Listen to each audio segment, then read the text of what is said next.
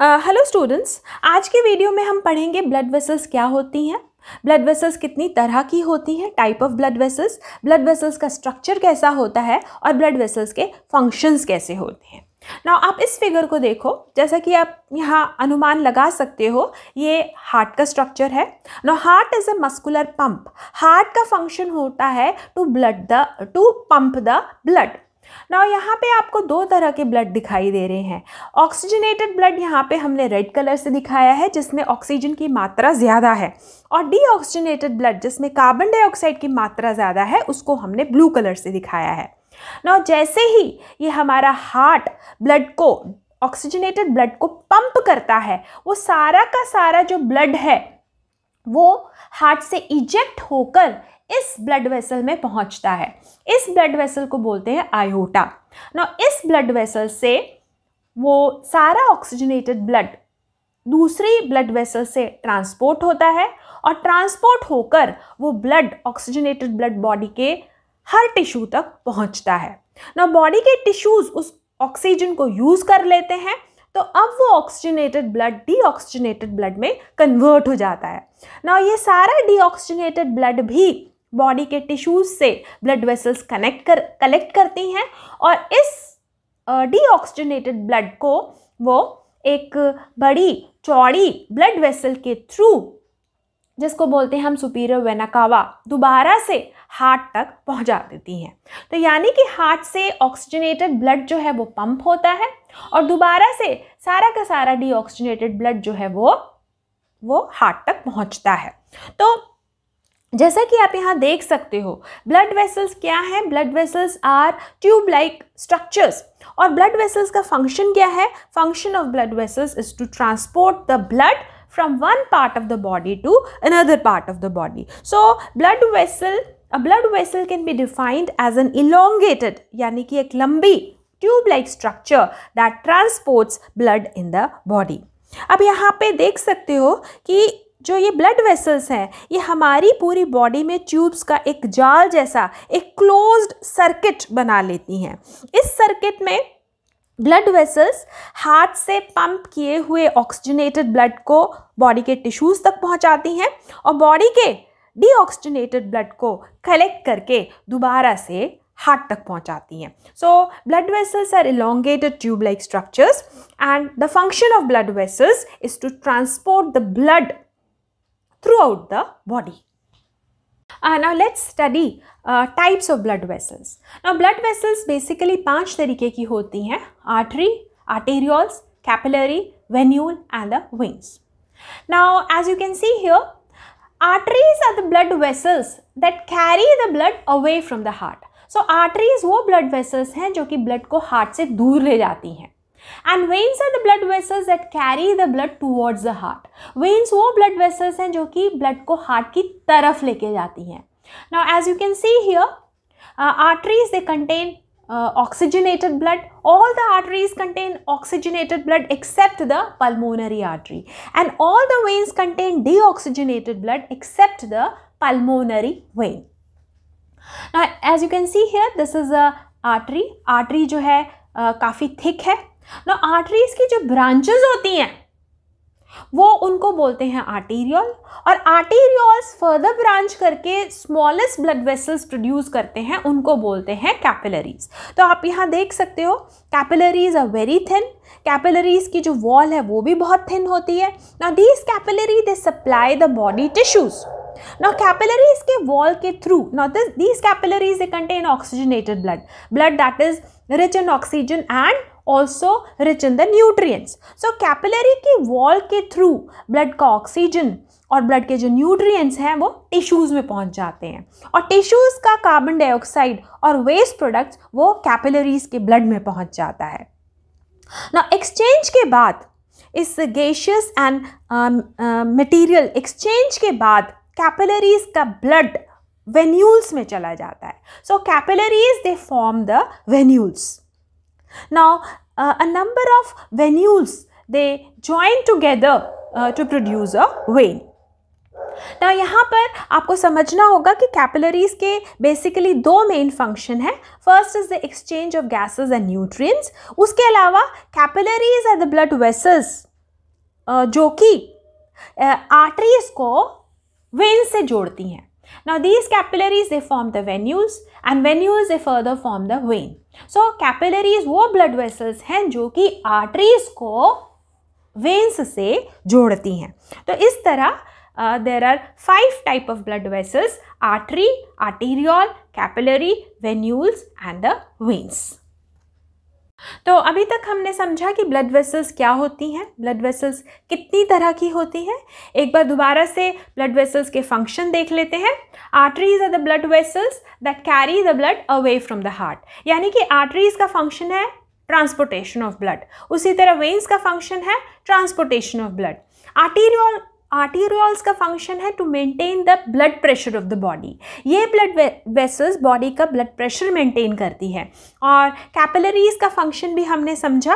Capillaries जो हैं they are responsible for the exchange of gases and nutrients between the blood and the body tissues.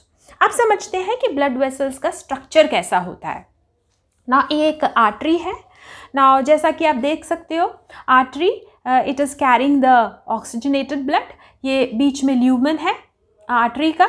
Artery के अंदर blood भरा हुआ है. दिस इज़ द, जैसे कि आपने यहाँ देखा कि आर्टरीज बहुत थिक होती हैं, तो आर्टरीज की जो वॉल है वो भी बहुत थिक होती है. और आर्टरीज की जो वॉल है वो 3 लेयर्स की बनी होती है. Outer most layer is the tunica adventitia. बीच की ये जो लेयर है this is the tunica media. और जो इनर मोस्ट यहाँ रेड कलर की आपको लेयर दिखाई दे रही है that is the tunica intima. तो आर्टरी की जो वॉल है वो 3 लेयर्स की बनी है. Outer most tunica adventitia made up of fibrous tissue. क्योंकि ये फाइबरस टिश्यू की है इसलिए ये इसका फंक्शन है प्रोटेक्शन. देन ये ट्यूनिका मीडिया जो आपको येलो कलर की दिखाई दे रही है. Now tunica media is made up of elastic tissue and the smooth muscles. और ये इनर मोस्ट है this is the tunica intima. और ये बनी होती है एपिथेलियल टिश्यू से. और यहाँ पर इस एपिथेलियल टिश्यू को बोलते हैं एंडोथेलियम.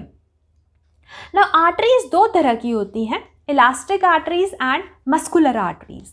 नाउ जो आर्टरीज हार्ट के बिल्कुल पास हैं और जिन आर्टरीज में जो ब्लड है वो बहुत ही फोर्सफुली पंप होता है, वो आर्टरीज जो हैं वो इलास्टिक आर्टरीज होती हैं. That means the largest arteries of the body are the elastic arteries.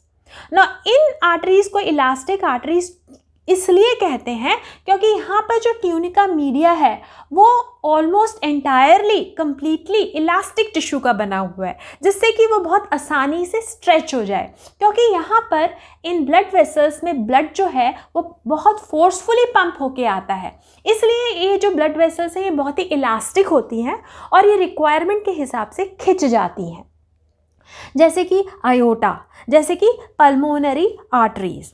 उसके बाद आती हैं मिडिल साइज्ड आर्टरीज जो कि होती है मस्कुलर आर्टरीज.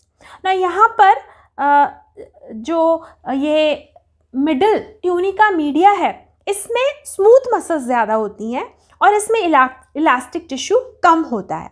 ना इन मस्कुलर आर्टरीज को, मीडियम साइज आर्टरीज को डिस्ट्रीब्यूटिंग आर्टरीज भी कहते हैं, जैसे कि brachial artery, radial artery, femoral artery. तो इन आर्टरीज, इन मिडिल साइज आर्टरीज की जो जो वॉल है उसमें जो ट्यूनिका मीडिया है उसमें स्मूथ मसल्स ज़्यादा होती हैं और इलास्टिक टिश्यू उसमें कम होता है. तो आप यहाँ देख सकते हो इस डायग्राम में कि इलास्टिक आर्टरीज हार्ट के बहुत पास होती हैं. मस्कुलर आर्टरीज या फिर डिस्ट्रीब्यूटिंग आर्टरीज हार्ट से कुछ दूरी पर होती हैं. और आर्टरीज की जो ब्रांचेस होती हैं उनको कहते हैं आर्टीरियोल.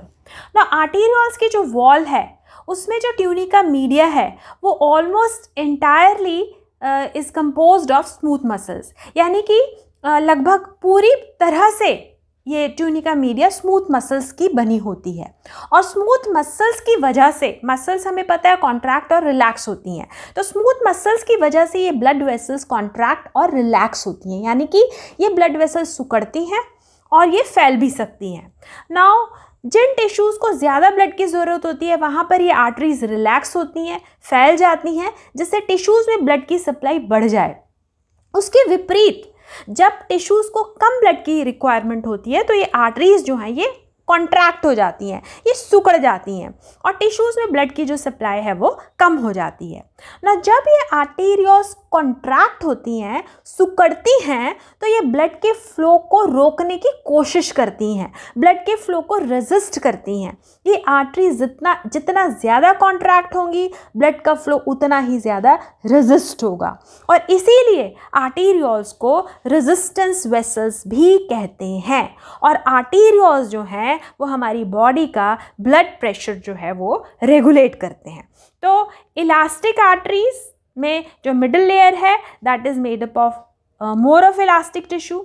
मस्कुलर आर्टरीज में जो ट्यूनिका मीडिया है that is made up of more of smooth muscles. और जो आर्टेरियोल्स हैं या फिर जो स्मॉलर आर्टरीज हैं उसमें ट्यूनिका मीडिया जो है वो लगभग पूरी तरह से स्मूथ मसल्स का ही बना हुआ होता है।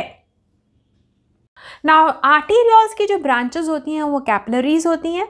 Now capillaries smallest blood vessels हैं। कैपिलरीज की जो वॉल है वो बहुत थिन होती है और कैपिलरीज की जो वॉल है वो single layer of endothelial cells की बनी होती है। नाउ अब समझते हैं वेन्यूल्स और वेन का स्ट्रक्चर। ना किसी भी दूसरी ब्लड वेसल्स की तरह जो वेन्स और वेन्यूल्स हैं उनकी भी जो वॉल है वो 3 लेयर्स की बनी होती है, ट्यूनिका एडवेंटिशिया, ट्यूनिका मीडिया और ट्यूनिका इंटीमा। पर जैसे कि आप यहाँ देख सकते हो आर्टरीज के कंपैरिजन में यहाँ जो वेन्स की जो वॉल है वो बहुत ही कंपैरेटिवली थिन है और ल्यूमन देखिए आर्टरी में बहुत छोटा है बट वेन्स में ये ल्यूमन बहुत ही ज़्यादा बड़ा है और इसीलिए जो वेन्स है वो बहुत ज़्यादा अमाउंट में ब्लड को अकोमोडेट कर लेती हैं। जो वेन्स हैं उनकी ब्लड होल्डिंग कैपेसिटी बहुत ही ज़्यादा होती है, इसीलिए वेन्स को कैपेसिटेंस वेसल्स भी कहते हैं। इसके अलावा कुछ वेन्स में वाल्व्स भी पाए जाते हैं। वाल्व्स जो हैं they allow the blood to flow only in one direction. जैसे कि पैर की जो वेन्स हैं उनमें वाल्व्स होते हैं, तो इसी वजह से पैरों से ब्लड हमेशा ऊपर की तरफ यानी कि हार्ट की तरफ ट्रांसपोर्ट होता है। तो ये है कुछ कैरेक्टरिस्टिक फीचर्स वेन्स के। वेन्स की जो वॉल है वो थिन होती है, ल्यूमन जो है वो वाइड होता है, कुछ वेन्स में वाल्व्स भी होती हैं और क्योंकि वेन्स की जो ब्लड होल्डिंग कैपेसिटी है बहुत ही ज़्यादा होती है इसी वजह से जो वेन्स हैं उनको कैपेसिटेंस वेसल्स भी कहा जाता है। ये हुआ ब्लड वेसल्स। ब्लड वेसल्स क्या होती हैं, ब्लड वेसल्स कितनी तरह की होती हैं, ब्लड वेसल्स के फंक्शंस क्या होते हैं और ब्लड वेसल्स का जो स्ट्रक्चर है वो कैसा होता है। तो this is all about blood vessels. अगर ये वीडियो आपको अच्छा लगे तो इसको लाइक, सब्सक्राइब और शेयर ज़रूर करें। Thanks for watching this video.